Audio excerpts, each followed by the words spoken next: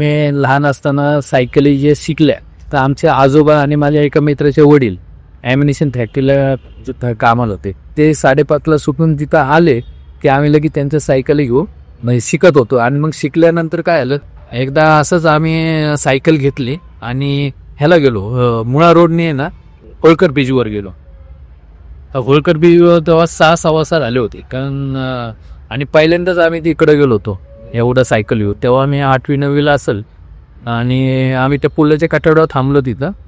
आणि बघता बघता काय झालं, एक माणूस आम्हाला तिकडून लांबून बघत, संध्याकाळची वेळ होती म्हणून आम्ही लक्ष दिलं नाही. आम्ही आधी म्हणलं मनात आलं की अरे तो माणूस आपल्याकडे बघतोय. तर मग तो मित्र म्हणता अरे बुद्धबीत असेल तर हा ना राव. मग म्हणलं नको बाबा, एक तो उशीर झालाय, चल आपल्या घरी.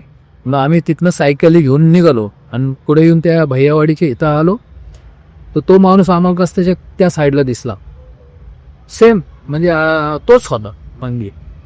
मग आमची जी फाटली, आमचं आजोळ कधीच घर आलं ते आम्हाला कळलंच नाही. आणि आतमध्ये एक मारुतीचं मंदिर आहे, तिथं जाऊन आम्ही राम राम राम राम राम करत बसले आणि मनातली भीती घाले.